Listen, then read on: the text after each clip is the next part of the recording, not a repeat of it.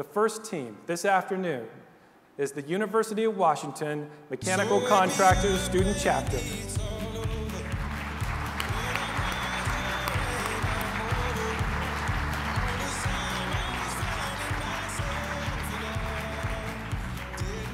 Team members are Elena Townsend, Tom Turner, Evan Webster, Grant Anderson, Nick Santini, Andrew Pisutikun, and technical assistance by Ethan Buchan.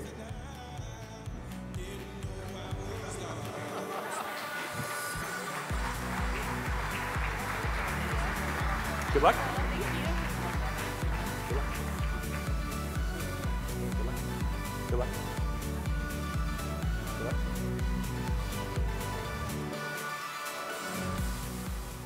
Good luck. Thank you so much.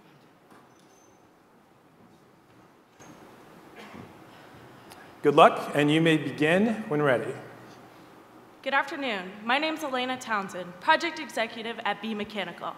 Today we'd like to present our readiness and plan to perform the mechanical scope of the UC Davis Segundo Student Services Center. I have chosen a talented and diverse group of members to perform this mechanical portion of the job. I will be on the project from pre-construction through construction. Grant Anderson, our project manager, and Nick Santini, our superintendent, will come on during pre-construction to review constructability and stay until closeout. Tom Turner, our estimator, will be on the project from pre-construction through partway into construction and will be available as needed. Evan Webster, our service manager, will be on the project after commissioning and will be available for all service needs of the project. Lastly, Andrew Pisutiku, our design and lead manager, will be on the project from pre-construction through commissioning. I would now like to get into how we'll deliver this project on time and on budget. Our project goals for the SSC are public safety, a zero-accident site, an optimized schedule to reduce the impact on you as well as the students, budget control considering this is a design-build project, quality assurance to assure that this building is built to the highest standards, and customer service. We understand that our relationship with you begins before construction and continues beyond. Andrew will now talk about our pre-construction plan. Now, one of the key benefits of partnering with BMC is that we manage the design and we assume the risks. For this project, we'll be collaborating with Great Engineering, who we have success with on past projects.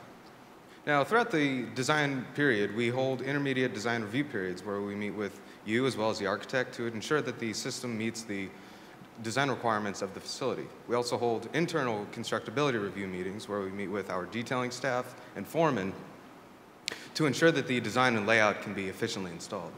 Throughout the entire design, we constantly track the system costs to ensure that the system remains within the project budget. And now Grant will speak about the project management approach. For our management plan, we understand how important it is to work collaboratively with you to maintain both efficiency and fluidity on this project. On all of our work, we try to maximize our potential through the application of various lean practices. This begins with the MEP coordination process. For MEP, we will be holding regular BIM meetings with our subcontractors. One of the advantages of these BIM meetings is we get to utilize tools such as the Trimble. The Trimble positioning system takes information we load from the BIM model so that we can accurately place inserts and hangers. This greatly increases our productivity for installation. Our key proposed value engineering item is a multi-trade rack. If you're unfamiliar with multi-trade racks, they are a pre-constructed steel frame that various MEP trades install their respective scopes of work to. We believe the multi-trade rack is going to be a major benefit and is going to increase our planning efficiency and effectiveness on this project. Some of the benefits of the multi-trade rack is they're going to pull a significant amount of labor from the field and bring into our shop where we can work safer. It's going to increase our efficiency, our productivity. It's going to reduce trade clashes, and it's also going to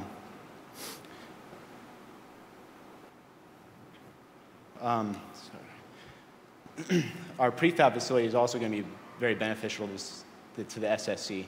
Considering there's a significant amount of limited laydown space, we'll be prefabricating the majority of our work in our facility prior to installation.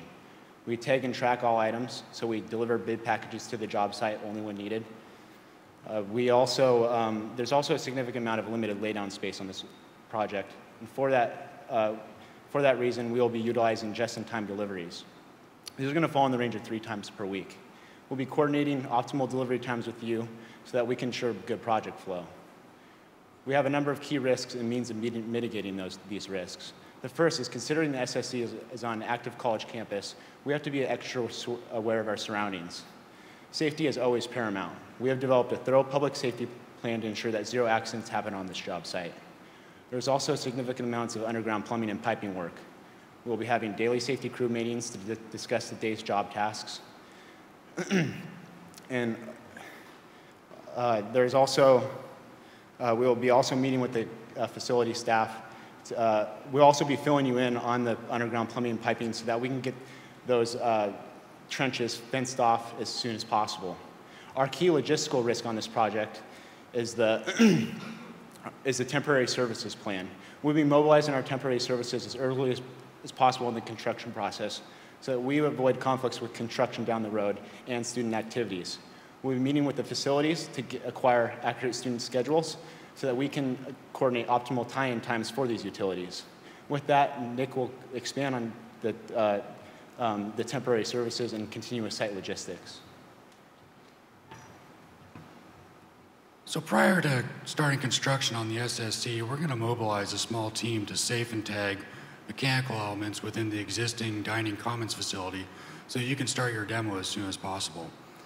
After that, we're going to deliver 2 temporary self-contained boilers, trench and pipe mechanical elements to deliver temporary services to the student dormitories throughout the duration of the project.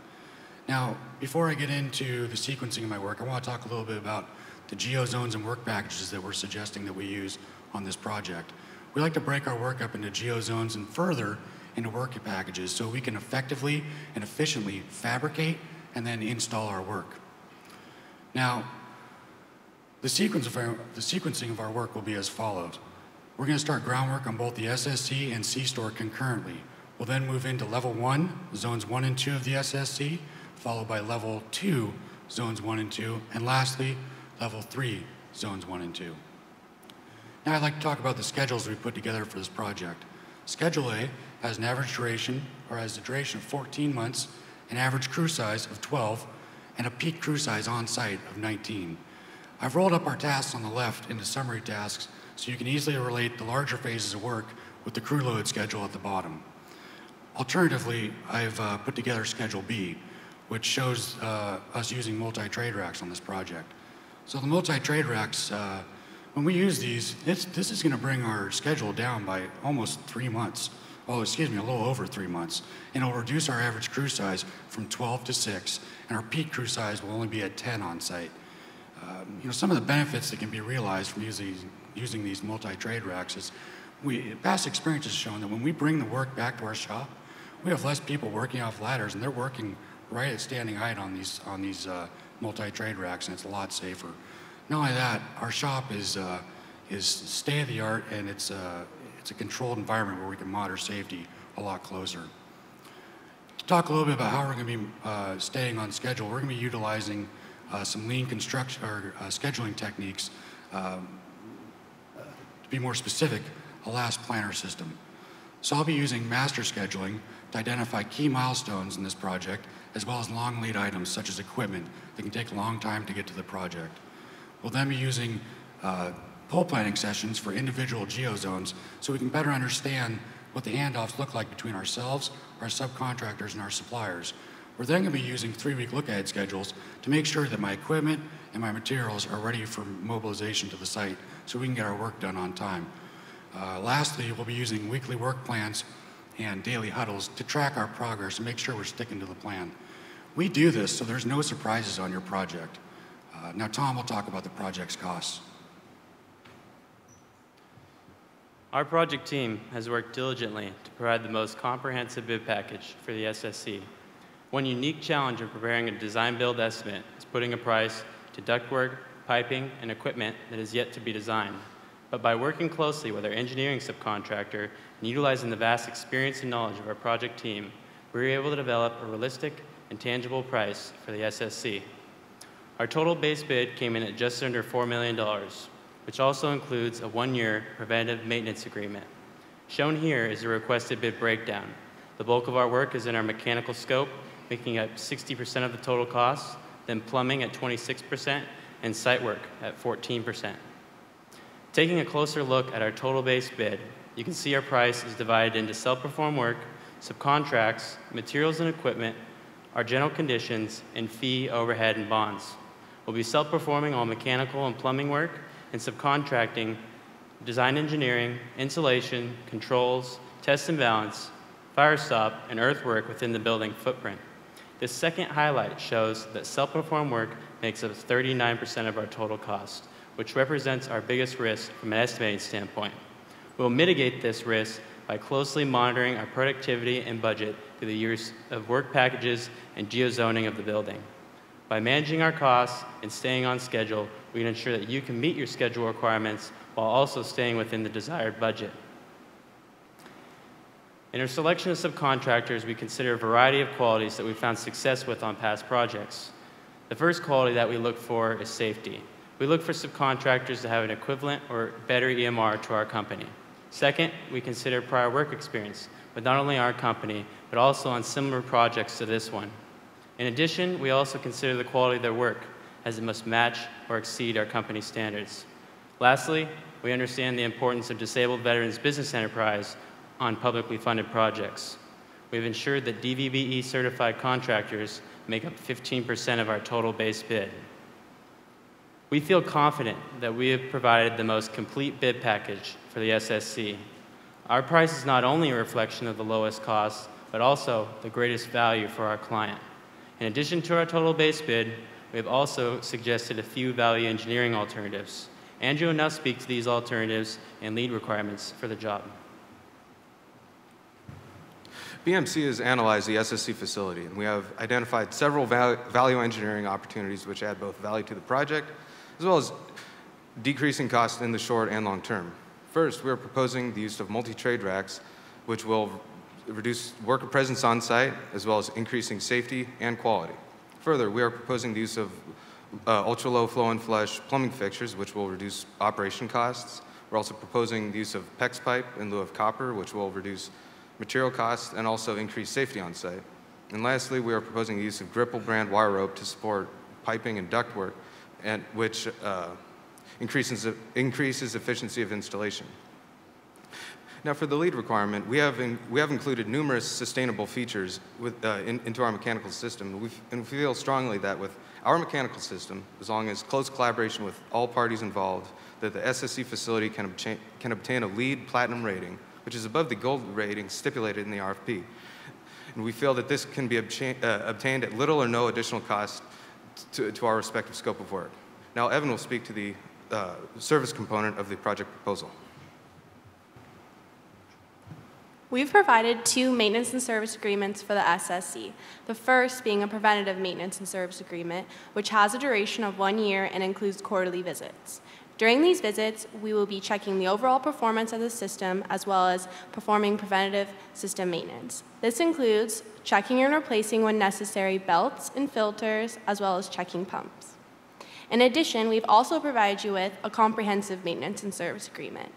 This has a duration of 5 years and includes everything that I've mentioned in the preventative maintenance and service agreement, along with the cost of a wide range of repairs, parts, labor, and most importantly, covers all of the equipment. We feel that this type of agreement would be very beneficial to you because it covers the cost of all maintenance for a duration of 5 years. When servicing the equipment, all of it is in accordance with standard routines determined by our experience, equipment manufacturer's recommendation, equipment application, as well as location. In addition to the 2 agreements you've asked us to provide, we've also provided you with an energy service agreement. This has a duration of 3 years, and we are predicting potential savings between 15% and 35%. This is a direct result from the building running at peak efficiency. Benefits of this agreement include the occupied space is more comfortable because temperatures are more uniform throughout the space. The system is more balanced and harmonious since it is no longer simultaneously cooling and heating, which ultimately eliminates excess airflow, and the lifespan of the equipment may be extended. We feel that this energy service agreement, paired with our comprehensive maintenance and service agreement, would be an ideal package for not only you, but the building itself. Now, Elena will conclude our presentation. I would now like to reiterate our project goals for the SSC. They are public safety, a zero-accident site, optimized schedule to reduce the impact on the job site by reducing the schedule by 3 months, budget control, considering this is a design-build project, quality assurance to assure that this building is built to the highest standards, and lastly, and most importantly, customer service for life. With that being said, we know this project inside and out, and we're eager to join your team, and we are confident that we are the right firm for this job. Thank you. I would now like to open it up for questions. Please field them to me, and I will direct them to my team. You say, excuse me. You say that you think the project can make LEED Platinum. Do I have to take your energy savings option in the service to ensure that we get there? And what do you think it'll cost to go LEED Platinum? For the first question, I will direct that to Andrew. So we feel that with our system, it incorporates both sustainable aspects within the system, and then we also, our construction practices also obtain LEED credits. And we feel strongly that this will add significant points to the project, but there still needs to be close cooperation with all other parties to obtain the LEED Platinum rating. You're giving us this option to have these multi-trade racks, and I understand the principle that it's more efficient to do it in the shop. Couple questions. Why is it more expensive for us as an owner to do something that's a convenience for you? And have you consulted the sheet metal contractor, the fire protection contractor, the electrical contractor? Are they on board to this approach? Nick, will you please answer this question? I won't be able to speak to the costs, but I can speak to past experience on projects where we've brought in key mechanical, electrical subcontractors, and they've all reaped benefits from using multi-trade racks. There's an upfront cost for the steel and or unistrut that we're going to use to build these, but the benefits are reduced trades presence on site, safer working conditions for all parties involved. So we believe it's a huge benefit to your project. Yeah. In regards to the second part of your question, Brett, so it's an upfront additional $25,000 for us to build and construct the multi-trade racks, but really the cost impact for you is you're going to be saving money because we're reducing our schedule, and the idea is that the other subcontractors will hopefully be reducing their schedules as well, and you're going to need less supervision on site, and you might be able to reduce your general conditions as well. So hopefully the overall cost impact is a big savings for you. You mentioned that you have your subcontractors qualified at the same level of EMR as you guys are, and you're showing me a 0.4 EMR, and I'm pretty sure I've never seen anything that low before. What's your secret that for your company and the subs that you're able to find all these people? I will pass it over to Tom. So our qualification process, we acknowledge that it's pretty rigorous, and we do have an industry low 0.4, and I said that we look for subcontractors to have an equivalent or better. That doesn't necessarily mean that they have to have that rating. It's just something that we look for. We look for really low EMRs and have a safe job site because that's really important to us. Couple dollar questions. Your schedule of value shows that the site utilities are worth $539,000, and your schedule shows that you're getting that done in 25 days. That seems like an awful lot of money in a very short amount of time. Can you walk me through how you're going to do the site utilities and get that amount of work done in such a short period of time? Yeah, Nick will answer that question. Yeah, you can see we propose a pretty rigorous schedule to get this done. We want to make sure that our impact on the student population here is minimal. So yeah, our schedule of values is very heavy for that phase of the project, but it's important that we get in there, get it done, and get out of the way so there's no impact on your campus.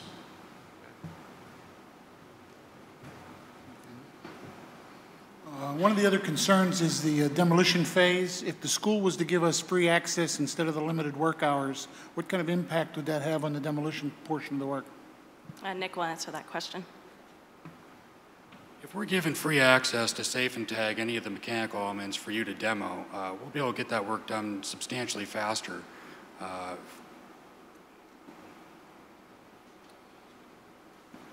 Your general conditions are over $700,000 for a total contract value of just under $4 million. From our side of the table, that seems like an awfully high percentage. You've got things like $20,000 in there for parking. Can you explain why you need so many general conditions, so much staff to manage this project as a percentage of the total cost? Yes, Tom will answer that question. Yeah, our general conditions may look a little high.